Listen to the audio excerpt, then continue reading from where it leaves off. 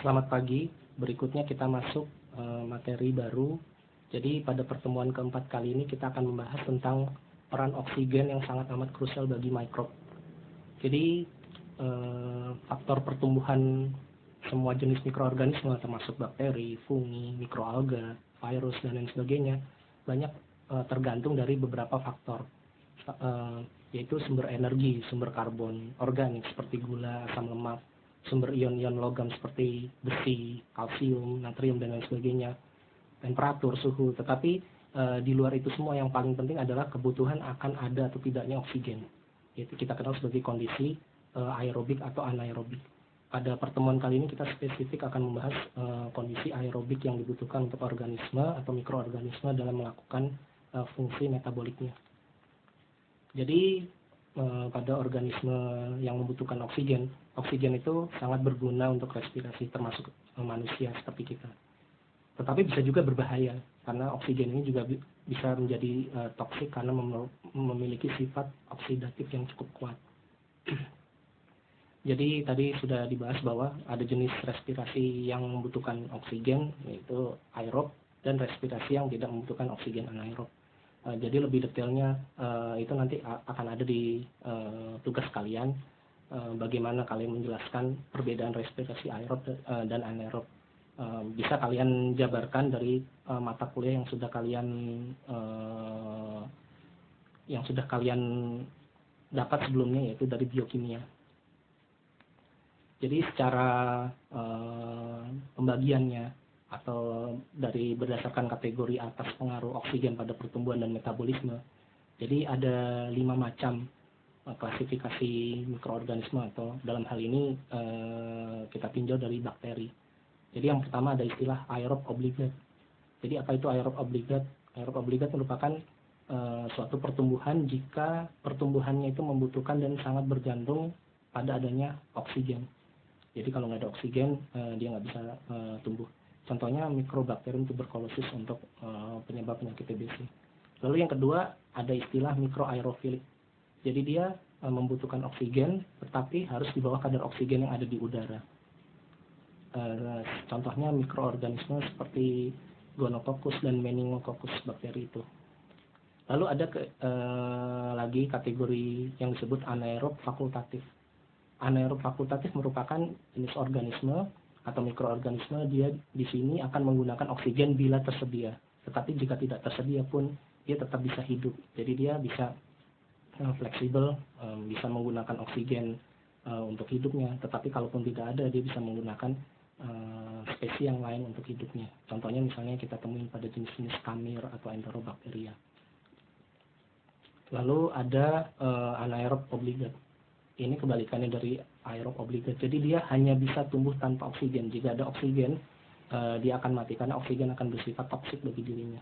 Jadi benar-benar dia harus tidak boleh oksigen itu terkontak atau hadir dalam metabolismenya. Jadi contohnya misalnya bakteri Clostridia, Propionobacteria, dan lain sebagainya.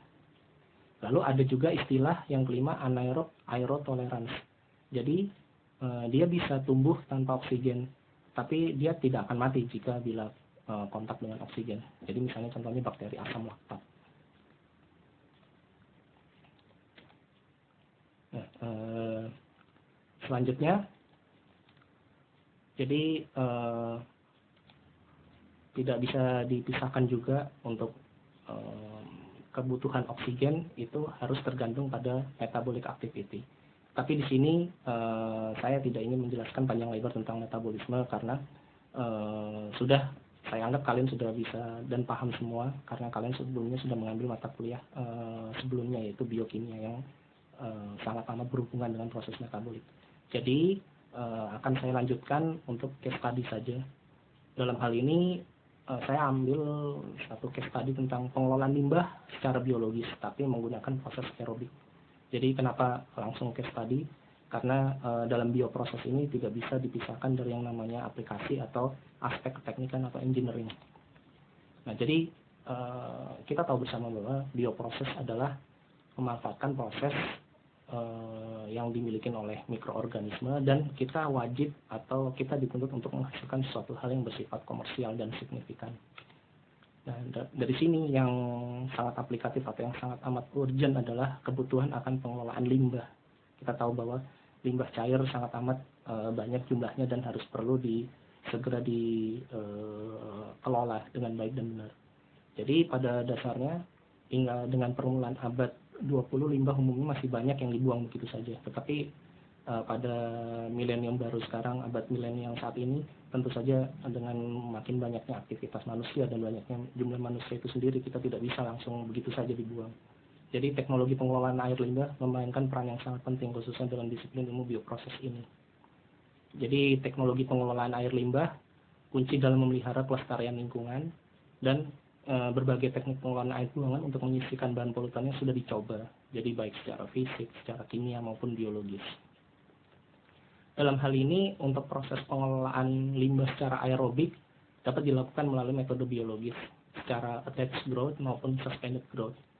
Nah, di sini ada salah satu cara pengelolaan limbah cair dengan memanfaatkan media atau medium padat sebagai tempat mikroorganisme menempel. Itu yang disebut attached growth, menggunakan suatu trickling filter. Lalu kita juga bisa memanfaatkan adanya activated sludge atau lumpur aktif, yaitu proses penanganan limbah di mana udara atau oksigen akan masuk ke dalam cairan limbah untuk mengembangkan pembentukan vlog biologis sehingga dapat mengurangi kandungan organik dalam limbah. Itu yang dimaksud dengan suspended growth.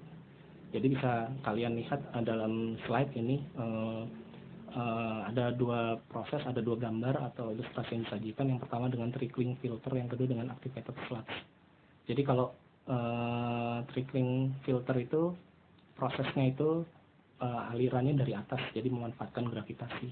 Sedangkan kalau lumpur aktif atau activated sludge itu dia akan cenderung untuk pengembangan atau pembentukan vlog.